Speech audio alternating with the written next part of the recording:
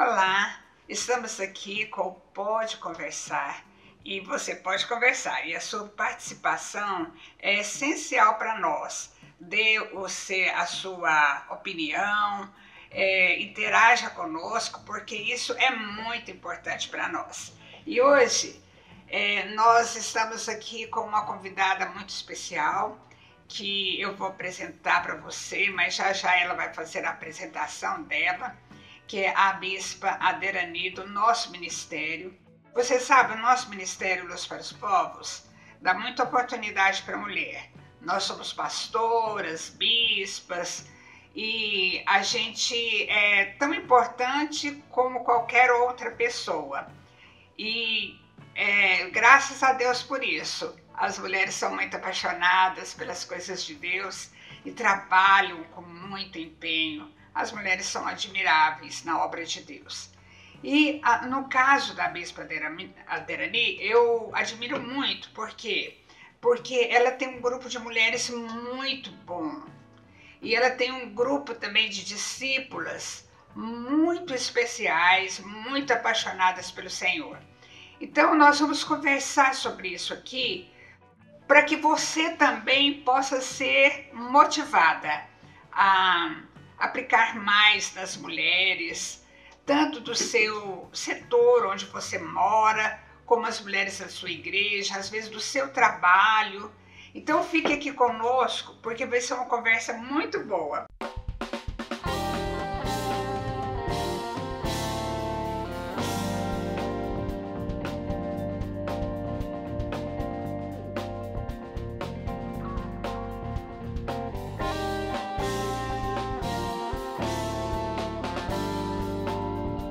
A Bispa Aderani é esposa do Bispo Ronaldo, eles trabalham com muitas igrejas do Brasil e fora do Brasil, e a igreja local deles fica a gente chama de Serrinha, mas ela vai dizer tudo direitinho para nós. Então, Bispa Aderani, é um prazer te receber aqui nessa conversa, e você pode fazer a sua apresentação como você quiser. Um oi para todo mundo agora. Amém. Oi, pessoal. É um prazer estar aqui com a apóstola. Eu aprendo muito com a apóstola. Ela, sim, é uma mulher admirável. É minha discipuladora. Considero minha amiga, né? Quando eu estou assim com alguns perrengues, eu corro para cá para chorar com ela também. Ela me aconselha, puxa a orelha, enfim. Mas é muito bom estar aqui com a apóstola. Bem, como ela disse, eu sou a Aderani, nome difícil, né? Sou única, viu? Se você procurar aí no Google, você vai encontrar só uma Aderani, sou eu. Será? Eu já olhei. Então, eu achei outra Aderani na Indonésia, e o nome é separado, Aderani. Nossa. Enfim, eu sou única mesmo. É um nome difícil, mas é isso. Todas nós somos únicas, mas você é a única. Literalmente a única Aderani que eu encontrei até agora, né? Talvez tenha mais por aí. Uhum. Mas, enfim. Como a apóstola estava falando, nós lideramos ali a igreja do Serrinha, junto com eu e meu esposo, né, Ronaldo. Ele é mais conhecido que eu, né? Ele é bem falante, está sempre aí ministrando nas conferências. Mas até isso é importante, né? E nós chamamos Serrinha, mas na realidade a igreja fica no Parque Amazônia, porque é bem abaixo ali do morro ali do Serrinha, que é o morro ali do Jaime Câmara, bem conhecido aqui também. E como a igreja era bem ao pé do morro antigamente, ficou conhecido como Serrinha, né? Verdade. E aí, como pegou o nome Serrinha, a gente continua usando Serrinha, que é mais conhecido.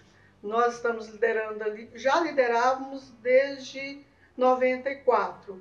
Voltamos aqui para a Fama, ficamos aqui na sede por 17 anos, depois fomos enviados para a Europa, ficamos um ano na Espanha, e por causa de alguns acontecidos na igreja do Serrinha lá, alguns devem saber, o apóstolo Omar pediu para nós retornarmos e assumirmos lá a igreja do Serrinha, e então nós assumimos em 2010, né? Dia 23 de dezembro de 2010.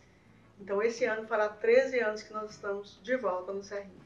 E ela falou que o Bispo Ronaldo é mais conhecido, mas isso é importante, né, Aderani? Porque eu creio que você deve se sentir muito protegida de estar como auxiliar dele, né, e não à frente.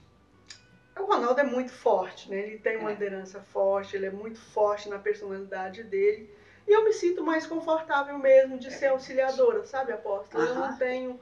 Eu acho um pouco feio aquelas mulheres que ficam competindo a liderança com o marido, e eu não tenho problema nenhum com isso. Eu sei o meu lugar, eu sei o meu papel, e eu estou satisfeita e feliz com o meu papel. Você acha que no meio da igreja existe isso, da esposa estar competindo com o próprio marido?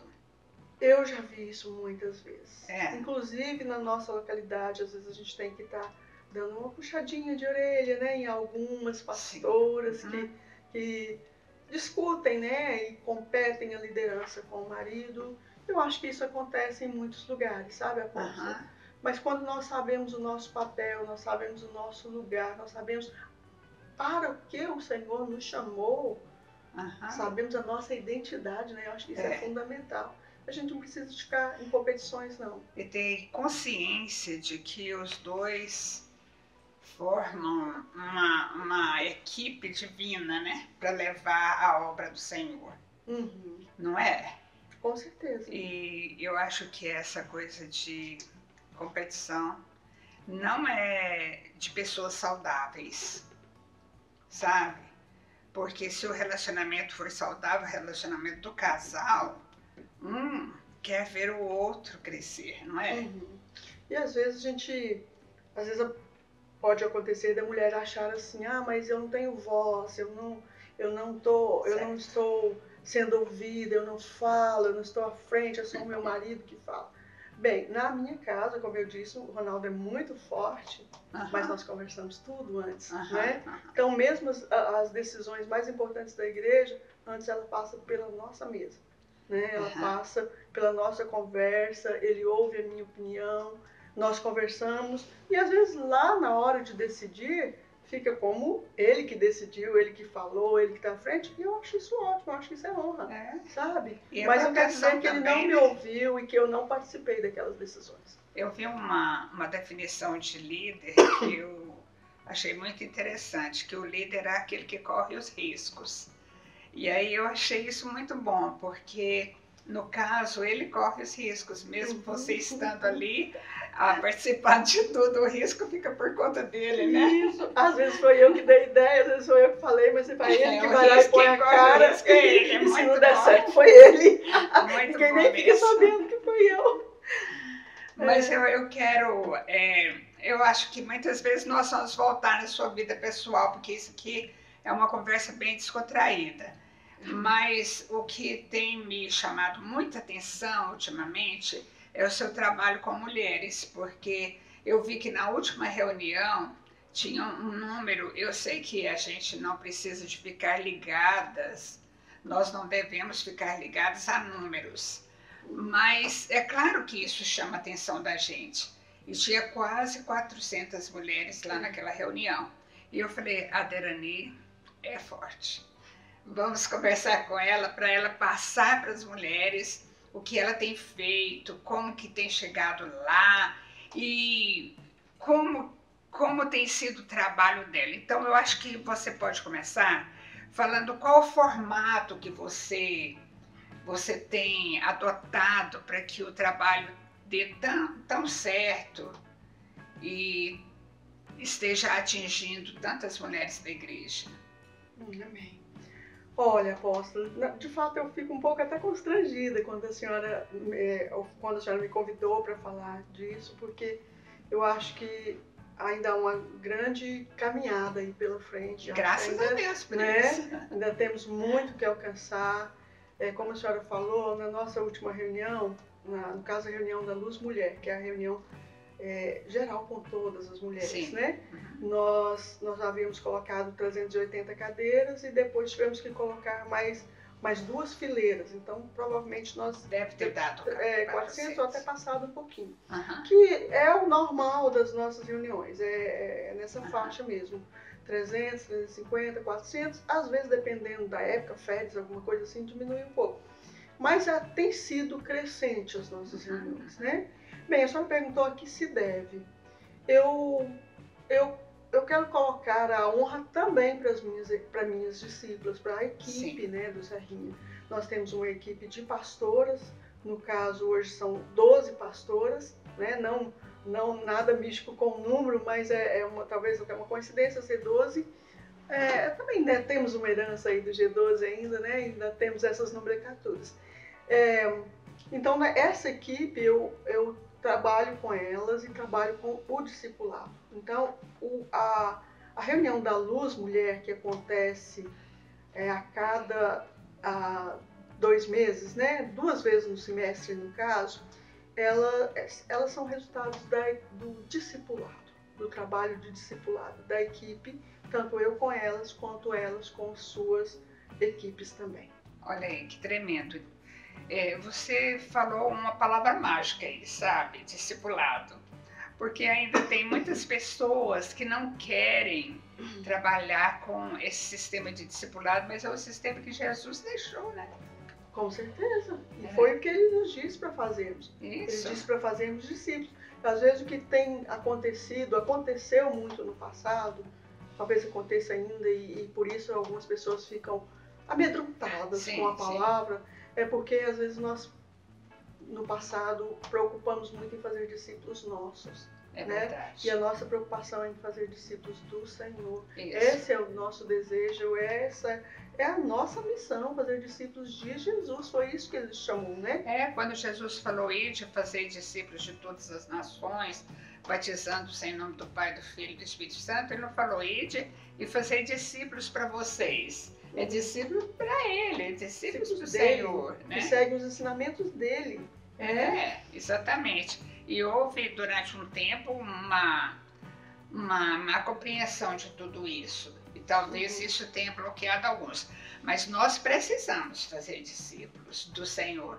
Porque esse trabalho não é fácil, como você falou, né? Tem que aconselhar às vezes, tem que conversar, tem que chorar junto algumas vezes, se alegrar. E eu vejo que vocês fazem muito isso, tanto você quanto o Bispo Ronaldo, que é o seu esposo.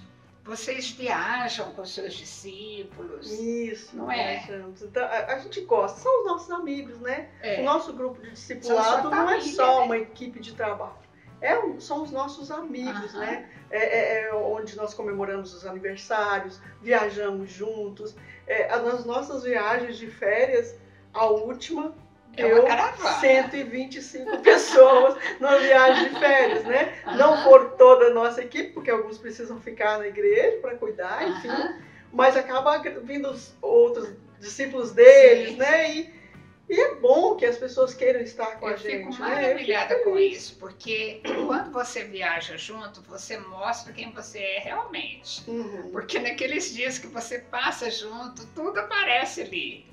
Você conhece mesmo as pessoas na viagem, não é? Exatamente. E elas nos conhecem. Não dá para usar máscaras, né? Isso, não dá, porque tem situações assim que não foram programadas, não foram planejadas, e nessas situações você conhece a reação da pessoa. Isso, acontece coisas engraçadas também, né? Que a gente não espera, e eles vêm da gente também e dão uma assustada assim, mas você faz isso. Teve um menininho da nossa igreja, quando a gente viajou para a praia da última vez, e ele viu o Ronaldo pela primeira vez de bermuda, e não é aquelas bermudinhas de praia, não, é bermudão mesmo, né? Que o Ronaldo usa umas bermudas grandes lá na praia. E ele falou, o bispo usa bermuda. Então ele é acostumado sempre a ver o Ronaldo ou de terno, ou de social lá em cima, né? E aí ele estranhou de ver o Ronaldo de bermuda. Então é umas coisas engraçadas que acontecem. É se mostrar no dia a dia, né? No caso, né? Maravilhoso isso. E aí, no caso, você falou que conta com a ajuda das suas discípulas.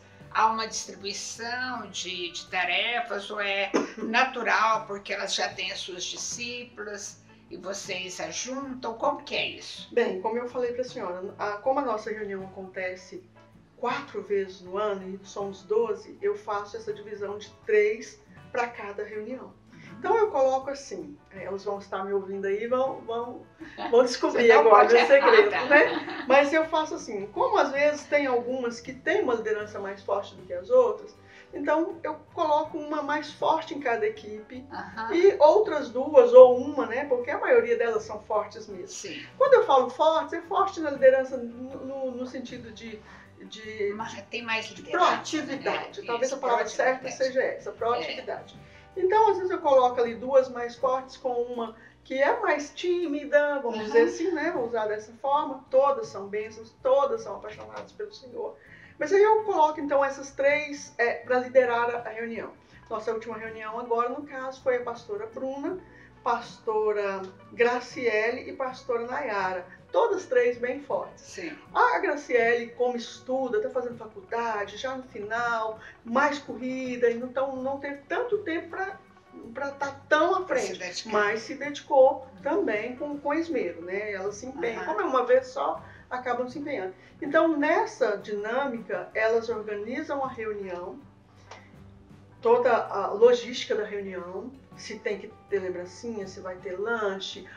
Uma vez agora, porque as mulheres reclamam que a reunião dos homens tem churrasco e a nossa tem biscoito. Aí elas ficaram bravas. Aí nós fizemos uma reunião com churrasco mesmo para mulheres, uma delas, né? E elas amaram, mas é mais trabalhoso, né? Fazer churrasco para 400 mulheres não é mole, trabalhoso. Os homens às vezes é menos e eles mesmos sabem fazer o churrasco, aquelas coisas todas. Apesar de que nessa reunião do churrasco foram os homens que foram fazer para nós. E eles acham bom, né? Porque aproveitam.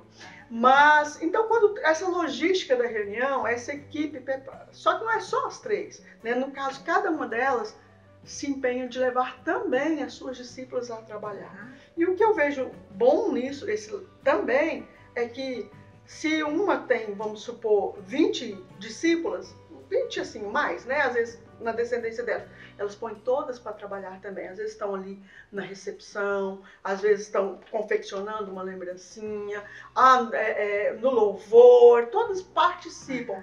Todas é um desejo nosso, né? Que todas realmente participassem. Mas acaba que muitas da descendência delas vão para frente também, se envolvem, se sentem úteis também, se sentem parte, né? Eu acho que o importante é isso, é se sentir parte. Eu acho que essa expressão sua aí é muito importante, se sentir parte. Porque é igual família, né? Na família também nós precisamos de envolver todo mundo. Se nós vamos fazer, por exemplo, a comunhão da família, quanto mais pessoas da família nós envolvermos naquela comunhão, participando, eles ficam mais felizes, né? E a igreja também é a mesma coisa. A igreja é uma extensão, né, da família. E esse envolvimento é o que faz com que a igreja se torne muito agradável de estar lá com os irmãos, né?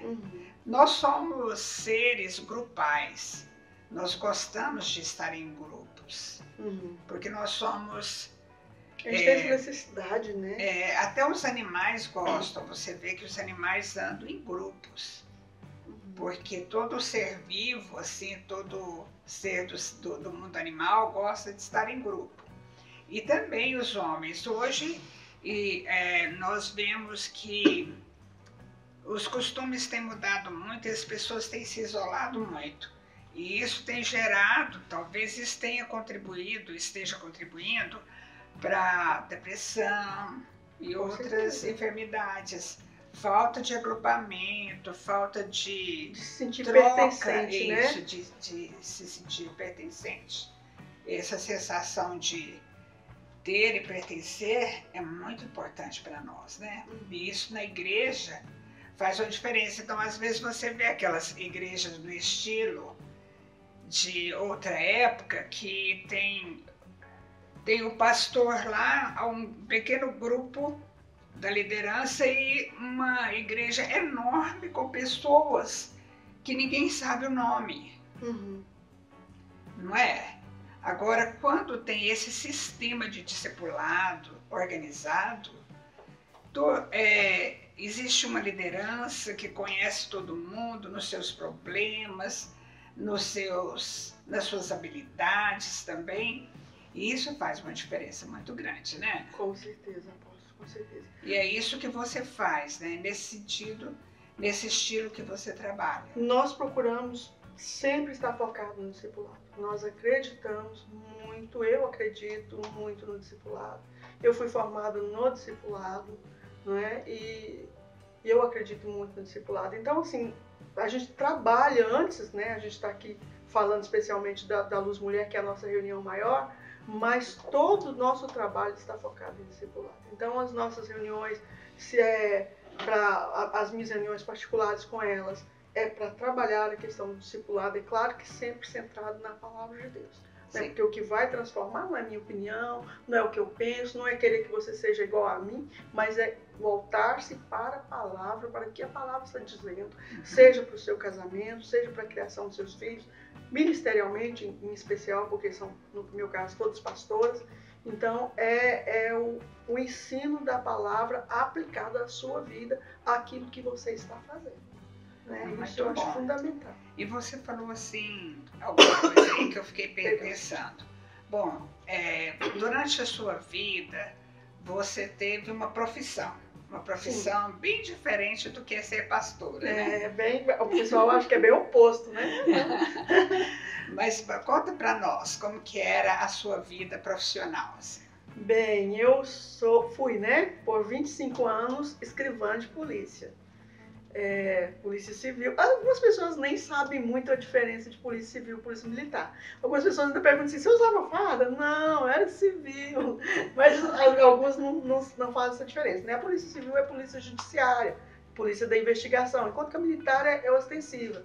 Então, eu entrei em 84. Né? Na polícia.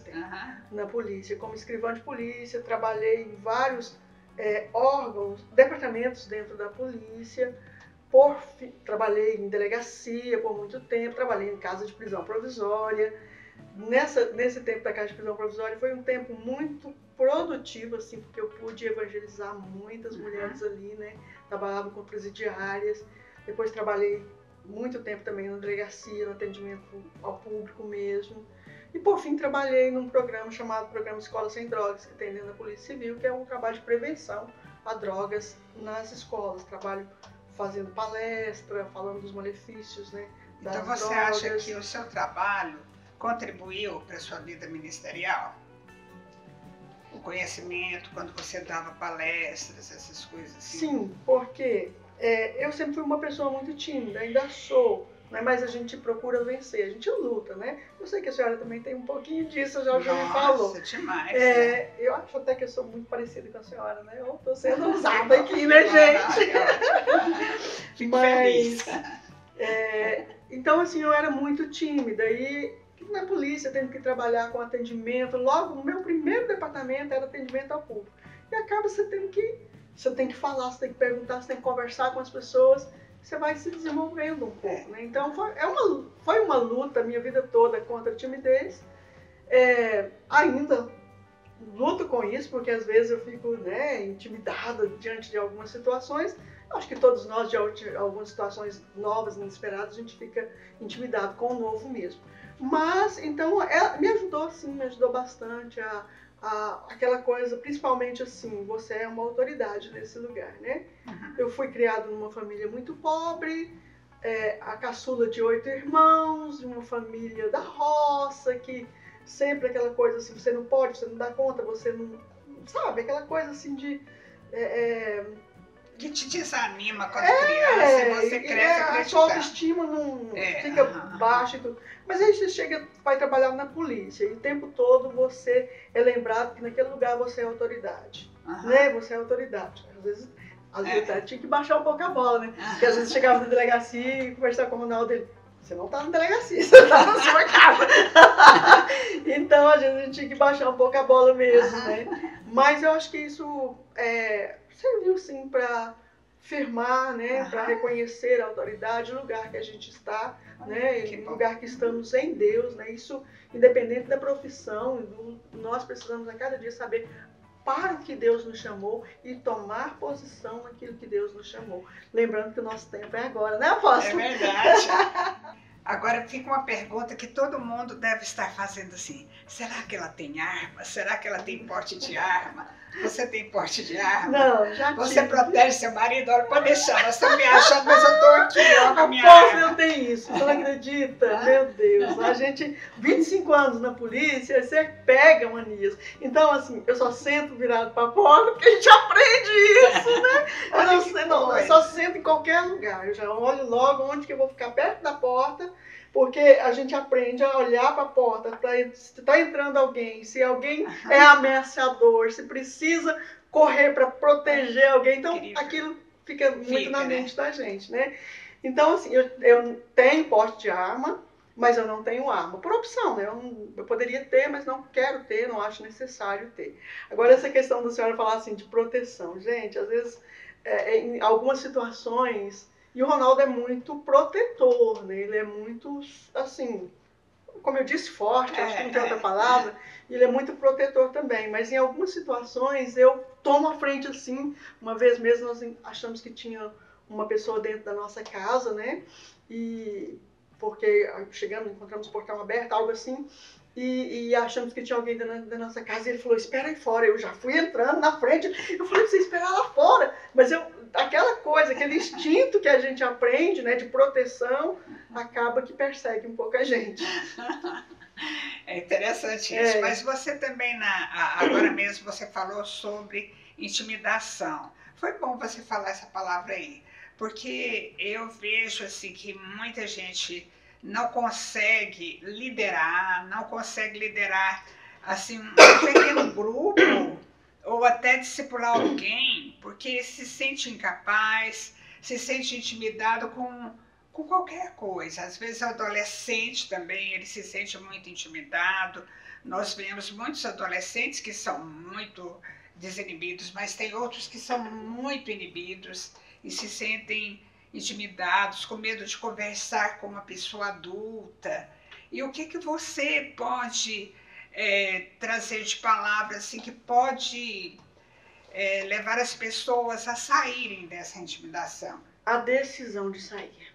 Eu creio que é a decisão de sair. Como eu falei, a minha infância foi muito pobre, diferente dos outros da minha época, eu me sentia inferior por ser pobre, bem, né, por ser, às vezes tinha os dentes estragados, umas roupas estragadas, então aquilo vai acabando te intimidando, e você achando que você não pode, você não consegue, o outro é melhor do que você, e às vezes os bullying também, que toda criança sofre, e até na vida adulta a gente também ainda sofre, agora com não de bullying, mas de crítica, né? Enfim, e isso acaba nos intimidando. Eu creio que é uma decisão de sair desse lugar, sabendo quem você é em Deus, né? Porque Deus, foi Ele que nos chamou. E Ele não erra, sabe? Às vezes eu olho assim para a minha igreja local, para a nossa igreja local, e eu penso assim, aqui tinha gente melhor do que eu para estar nesse lugar. Mas por que Deus não pôs o A ou B? Por que Deus colocou a mim? Porque é para mim esse trabalho. Então é assumir o seu posicionamento. Às vezes da própria família, né? Você olha na sua família e fala, na minha família eu não tinha perfil para estar aqui. Não é? E Deus me escolheu. Que gosto é esse de Deus? É verdade. Porque às vezes alguém pode pensar assim, mas eu faria um trabalho melhor do que ela, do que o outro que está lá na frente. Mas Deus não colocou você, colocou o outro, né? A gente precisa saber que é Deus que coloca ali, que estabelece. E eu creio por isso, sabe, apóstolo? A primeira história falando da timidez. A primeira vez que eu fui, como é que fala? Chamada, né? Não estou lembrando a palavra agora. Para pregar, era numa célula. O nosso líder, eu tinha uns 4 meses de convertida, o Ronaldo deu a palavra na célula, e o nosso líder na época, se não me engano, Sebastião Veloso, que estava na Sim. E ele falou assim, a próxima que vai pregar na célula é você. E na minha timidez eu falei assim, e fiquei muito nervosa também, falei, de jeito nenhum. Se você me colocar para pregar, eu não venho aqui nunca mais. Porque eu não sei falar, eu não isso e aquilo. E ele, na graça gastando sabedoria, falou, não, tem tempo para tudo, algo assim. E ele não me colocou realmente para pregar naquela próxima quarta-feira, mas o dia chegou, né? E o dia que chega, o dia de você pregar a primeira vez, você quase, né, não dorme a semana inteira sem dormir, aquela coisa toda. Comete erros, claro, comete, mas é preciso vencer, né? É preciso vencer, é preciso... Você fala 10 minutos, quando você deveria falar 1 hora, mas você fala 10. Você vence os 10, da próxima vez você fala 20, e aí tem hora que você precisa falar para você calar, né? Porque senão você não para nunca mais. Então é uma decisão de vencer, sabe, Apóstolo? Essa decisão eu acredito que em todas as áreas, não só da timidez, a decisão eu vou vencer isso porque Deus me fez capaz para vencer. Que bom. Bom, voltando para a sua liderança com as mulheres lá de todo o seu contexto, né, da igreja. Essas mulheres, quando você começa o ano, você escolhe o tema, você reúne com elas, existe um tema para o ano, vocês logo no início do ano já têm determinado o que vocês vão fazer durante o ano, como que é? Sim, a gente, sim, né, vamos explicar. Nós fazemos a agenda do ano, né, sempre baseada na agenda do MLP também, para não chocar. E aí a gente estabelece 2 datas no primeiro semestre, para a Luz Mulher, no caso, e 2 datas no segundo semestre. Uma data no primeiro semestre é sempre o 8 de março, porque é Dia da Mulher, a gente quer homenagear, assim, a gente sempre trabalha. Mas a gente não escolhe temas, não, sabe, Apóstolo? Eu não gosto dessa coisa assim, as mulheres vão escolher, as mulheres vão falar o que elas precisam ouvir. Acho que nós, como líderes, precisamos orar, buscar de Deus qual a necessidade daquele momento. Porque hoje pode ser uma necessidade, daqui a um mês é outra, não é? Né? Daqui a um mês a necessidade pode mudar. Às vezes você está assim, como aconteceu na pandemia, ninguém esperava uma pandemia. E coisas precisaram ser ditas a respeito da situação, para trabalhar o coração das pessoas na situação, enfim. Então, eu vou escolher um tema para ser ministrado em novembro. Está muito longe, eu não sei se naquela época é isso que Deus quer falar. Então, a gente já... Acontece tanta coisa daqui para novembro. Exatamente. Então, assim, como eu designei essa equipe de 3, juntamente comigo também, nós vamos orar pelo tema, a reunião, nós fazemos a agenda bem no iníciozinho do ano, então a primeira Luz Mulher é 8 de março, vamos trabalhar, elas já fazem um grupo, né, já faz um grupo no WhatsApp, para trabalhar o que vai ser o tema. Vamos falar de intimidade com Deus? Vamos falar a última agora foi as mesas de Jesus, nós falamos de todas as mesas que Jesus esteve. Né? Todas não, eu falei de 10, com certeza tem mais, mas eu encontrei 10. Então, as músicas foram trabalhadas em cima do tema, a decoração foi trabalhada em cima do tema. Nós nessa não tivemos lembrancinhas, tivemos uma ceia, porque como o tema era mesa, falamos no lugar da lembrancinha fizemos ceia, e nem sempre tem lembrancinha não, né? Às vezes é a equipe que decide se vai ter ou não. Então, trabalhamos assim, a equipe organiza, ora, faz grupo, tem o dia de jejum pela reunião, enfim. E às vezes os temas ficam já dentro daquele tema que já está do ano também, né? O ano passado, como nós falamos de identidade, foi o ano da identidade. Um tema bom de trabalhar, muito bom, e nós trabalhamos muito esse tema. Eu acho que foi um tema assim, acho que dos temas dos últimos tempos que foram propostos pelo MLP, foi um dos temas que mais a gente aproveitou e trabalhou. E muito necessário. Isso muito necessário. Tanto na questão para os adolescentes, para os jovens, a questão de gênero, quem é você, né? Para que Deus te chamou. Né? Eu acho isso foi muito importante. Esse ano nós estamos trabalhando, o tema é evangelismo. Na Luz Mulher, no caso, nós não trabalhamos evangelismo, porque estávamos no coração a questão de trabalhar a mesa, a importância dos relacionamentos, e especialmente o relacionamento com Jesus. Então foi esse o tema. Para a próxima Luz Mulher, no caso agora vai ser por ocasião do Dia das Mães, né? Vai ser o culto do Dia das Mães, vai ser a Luz Mulher. Vai ser uma equipe que vai organizar, a senhora que vai pregar, estão convidados para ir lá ouvi-la, dia 14 de maio, e vai, assim, o tema é livre, né? A senhora que vai trabalhar o que a senhora deseja trabalhar, o que está no coração. Mas então é sempre assim, a gente deixa para mais perto, para orar e buscar o que Deus quer falar para nós. Não gosto muito dessa coisa assim de, as mulheres querem ouvir isso. Não. O que as mulheres precisam ouvir? Não o que elas querem, o que elas precisam. Né? Tá certo. É muito importante isso, porque nem sempre a gente vai ouvir o que a gente quer, mas é o que a gente precisa. Exatamente. Então, você disse que logo que você se converteu, você já foi colocada à frente para falar. E como é que foi a sua conversão? Olha, assim, na realidade não foi logo após a minha conversão que eu fui colocada para falar, não. Isso foi logo após vir para os povos, né? Que poderia dizer que foi quase outra conversão. Então, entendi. Não, brincadeiras à parte. Eu me converti na igreja batista. Tradicional, primeira igreja batista lá no centro.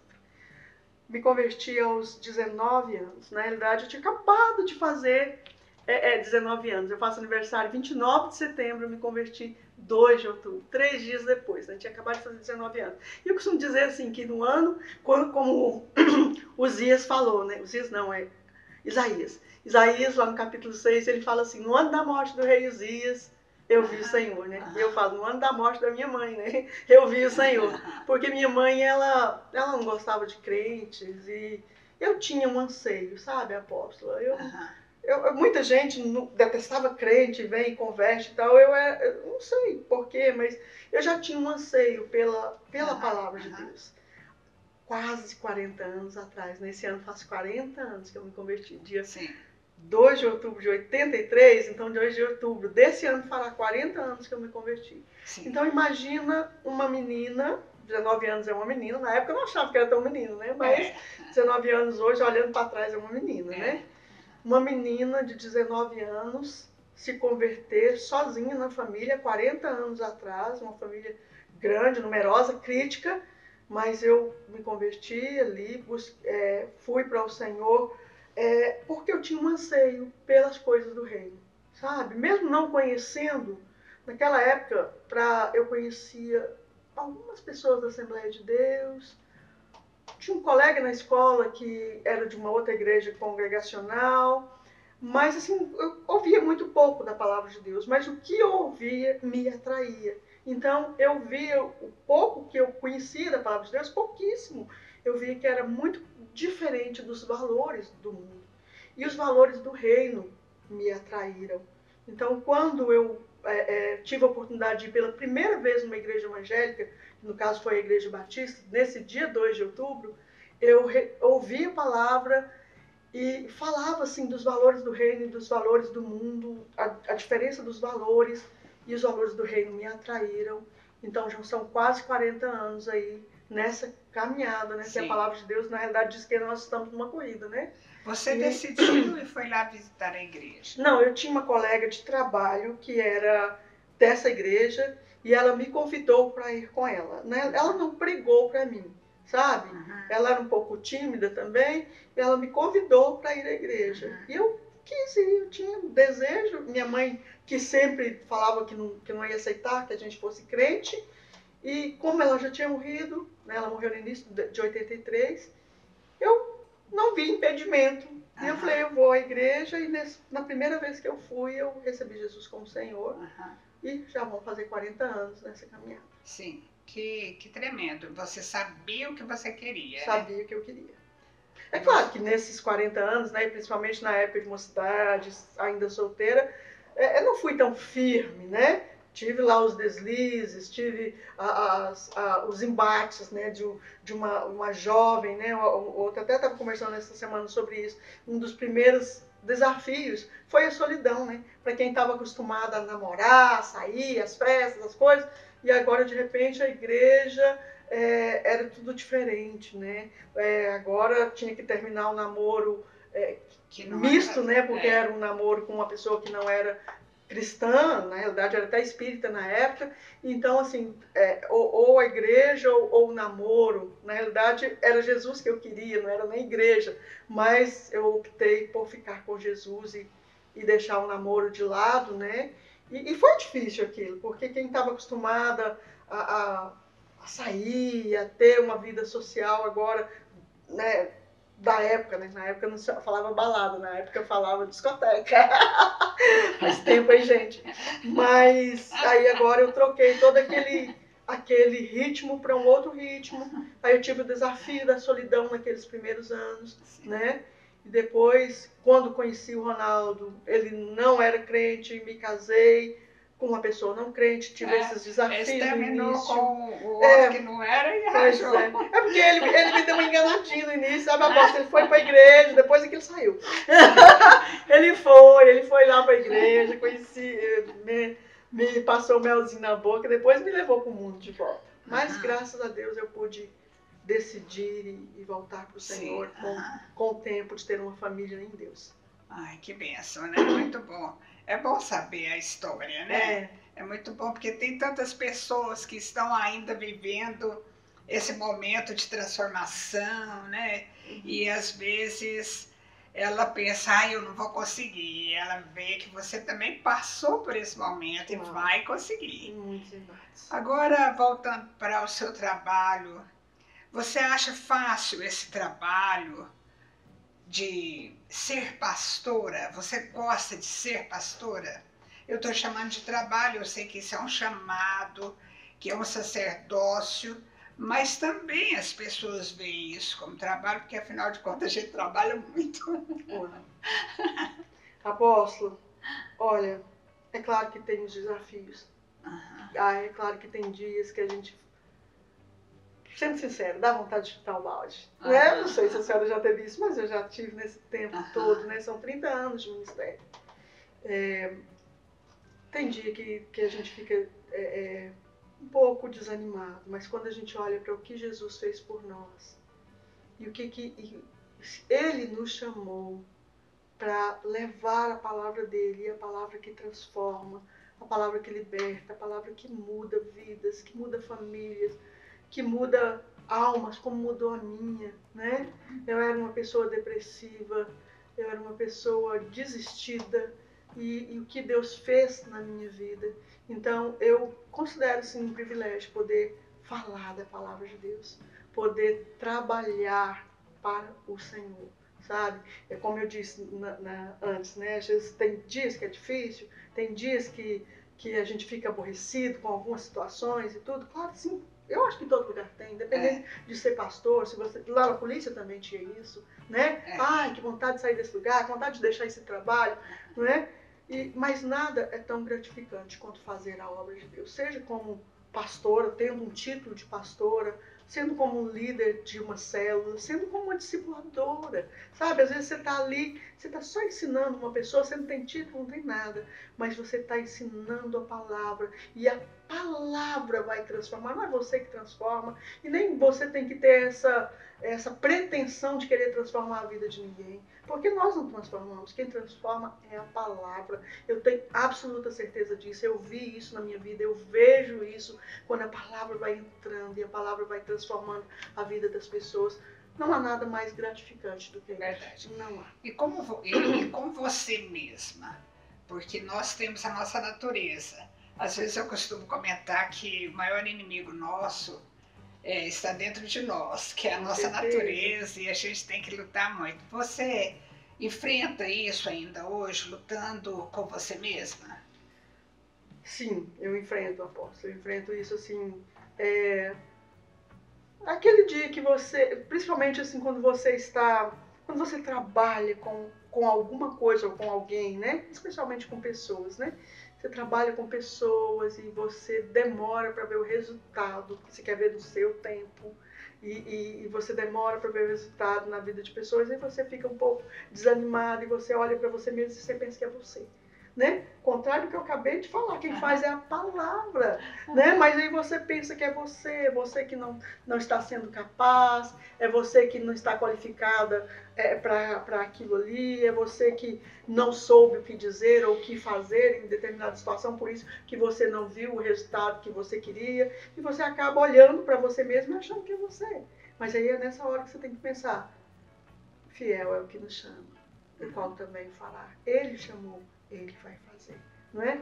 Então, eu penso que muitas mulheres Eu ouço muitas mulheres de Deus do Brasil e de outras partes do mundo, e muitas delas têm esses embates também, né? Tem. Olhar para si mesmo, achar que não são capazes, achar que não conseguem. E de fato, amados, apóstolo, nós, claro que tem gente... claro que nós, tem gente que tem mais extrovertida, tem gente que tem aquela liderança nata, vamos dizer assim. Outros não, né? Outros têm que vencer, têm que cavar, têm que buscar, têm que se desafiar, têm que se superar, né? Em cada situação. Esse é o meu caso. Eu não tenho uma liderança, pelo menos eu acho que não, uma liderança nata, penso que não, mas eu tenho que me desafiar, sabe? Tenho que... E às vezes, outro dia um dia desse, meu filho falou assim pra mim, não sei o que eu tava falando, eu falei assim, mas eu sou tão chuezinha, sou tão não sei o quê. Eu falei assim com ele. E ele falou assim, mamãe, você é uma das mulheres mais fortes que eu conheço.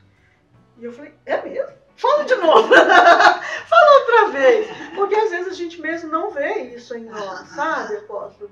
E aí ele falou, mamãe, você perdeu sua mãe ainda uma adolescente, você teve que viver sozinho, você teve isso, você teve aquilo. Olha quantas coisas você superou, olha quantas coisas você superou no seu casamento, no ministério, isso. Como assim, mamãe, que você não é uma mulher forte? Então, às vezes, você precisa ouvir de outro falar isso, verdade, não é? Porque você está olhando para você mesmo e você está achando que você não pode, que você não é, que você não dá conta. Mas às vezes Deus usa outra pessoa para falar, olha aqui, quem é você? Olha para quem é você, não é? Então a gente precisa ouvir dele, quem nós somos. Olha, eu acho assim que algumas mulheres que estão assistindo, ouvindo o que você está falando, fica com muita vontade de ser pastora. E ela fica pensando assim, o que eu faço para chegar lá?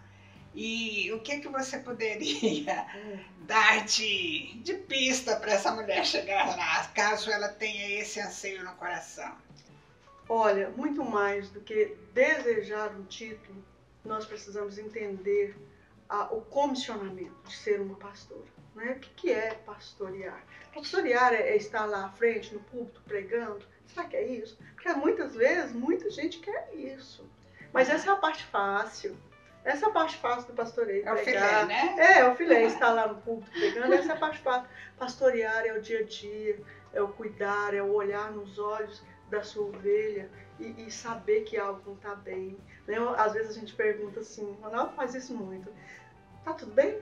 Aí a pessoa fala, tá, e ele, tá tudo bem mesmo? E aí é a segunda vez, né? Então esse pastorear, é o estar perto, é o acolher. Nós vivemos um tempo de muita necessidade de acolhimento, né? As pessoas estão soltas, as pessoas estão perdidas, as pessoas não têm apoio, às vezes não tem dentro de casa, não tem no trabalho, não tem na família, enfim. E nós precisamos de acolhimento, nós precisamos de empatia. É fácil? Não, não é fácil, porque nós também temos os nossos medos, os nossos anseios, não é? Uma dificuldade no pastoreio, a expectativa do outro. Eu acho isso uma dificuldade, né? As pessoas têm expectativas que a gente não consegue suprir. Não vai suprir, não é? Né? A gente não consegue suprir a expectativa de todo mundo. Às vezes as pessoas esperam algo de nós que nós não podemos dar, não é? Mas, acima de tudo, a gente tem que buscar fazer a vontade de Deus. E, às vezes, fazer a vontade de Deus no pastoreio é ser firme sempre, né, amados? Mas ser firme é ser...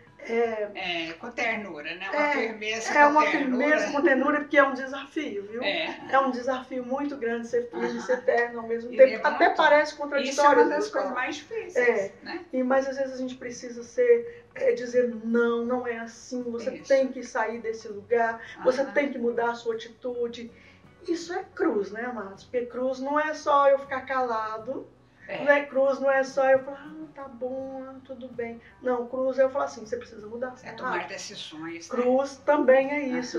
Então, é um desafio ser pastora, é um desafio. Como que eu chego lá? Foi uma das perguntas, dentro da pergunta da senhora, você falou, como que eu chego lá? Bem, primeiro você tem que ser direcionado, chamado por Deus, né? Você só vai ser um pastor se você for chamado por Deus, porque se você for para esse lugar sem ser chamado por Deus, você é um mercenário, você é qualquer outra coisa, não é? Agora, quando Deus te chama, Ele te capacita. E ele te capacita através de um processo, não é um estalar de dedos. Há um processo. E você está no processo, vai estar no processo a vida toda. Até que você chegue à estatura do varão perfeito. E quando você chegar, aí você parte de partir. Né? É verdade.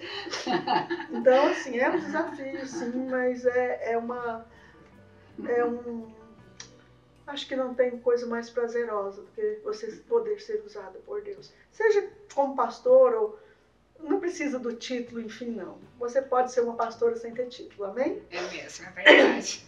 Mas, gente, eu vou voltar na sua vida, porque aquela hora você falou que conheceu o seu esposo, ele também ainda não conhecia o Senhor, e vocês ele acabou te levando pro estilo de vida dele. E como você se reconciliou, no caso, ou voltou para o Senhor, e como que ele, junto com você, foi que vocês dois vieram parar em outra igreja e tiveram uma experiência diferente? Como foi isso? Eu estou aqui dando umas dicas aqui porque eu não tenho noção de como foi, eu também quero saber. Amém. Bem, apóstolo, como eu disse, eu era da Igreja Batista, né? Ronaldo foi para a Igreja Batista no iniciozinho, comigo no início do namoro, e foi para a igreja, frequentava, ia comigo ali e tal. Converteu em você. Converteu em mim. Chegou até a envolver no teatro ali, bem rápido, que como ele é muito extrovertido, muito líder, logo ele já fez amizades, mas ele não era convertido, né? Ele tinha muitos amigos não crentes, ele bebia, assim, gostava muito dos barzinhos, dessa vida. Ele era muito jovem também, né? Tinha 19 anos, né, gente? Eu sou mais velha do que ele 3 anos, então ele fala que eu fui pedófila. Misericórdia! Não, brincadeira, Márcia. Brincadeira. Mas... não ficou bom isso não, né, gente? Não, esquece, não tem corta problema, essa parte. Não. Ele pode fazer essa brincadeira que com aquela barba branca. Nem parece que ele é mais novo que eu. Então, aí eu fui pro mundo dele, né? Eu fui pro mundo dele. Nós nos casamos rápido, a gente casou bem rápido. E quando a gente se casou, eu comecei a entrar em uma depressão, porque eu não queria aquele estilo de vida. Eu nunca gostei muito do mundo, sabe? Dos valores do mundo. Não era o seu lugar, né? Não era o meu lugar. E como a gente estava naquele estilo de vida, bebida, casa cheia de ímpio, todo final de semana. Nessa ocasião houve um assalto na nossa casa e ele ficou muito irritado, né? Por causa da personalidade dele também, assim. Ele ficou muito ímpio, ele era muito ímpio. E ele ficou muito chateado com aquilo, ele passou a andar armado. Eu tinha arma em casa naquela época, e ele passou a andar armado, ele queria dar tiro, ele queria pegar a pessoa que entrou na nossa casa. E aquilo foi um clima, assim, de muito conflito dentro da nossa casa. E aí eu já não queria ir mais para os bares, né? Eu engravidei, 5 meses depois do meu casamento, eu engravidei. Então eu falei, não quero mais essa vida de barzinho, não quero, eu tô grávida. E eu comecei a deprimir com aquela vida. E eu lembrei que quando eu fui para Jesus, eu também era uma pessoa deprimida e que Jesus havia feito algo na minha vida. E eu falei para ele, eu falei, meu bem, Jesus me libertou da depressão uma vez e eu deixei Jesus por causa de você e agora eu vou voltar para Jesus. E isso eu fiz. Voltar para Jesus era símbolo, né, de voltar para congregar, de voltar para a igreja. E eu voltei para a igreja, né, para a Igreja Batista no caso.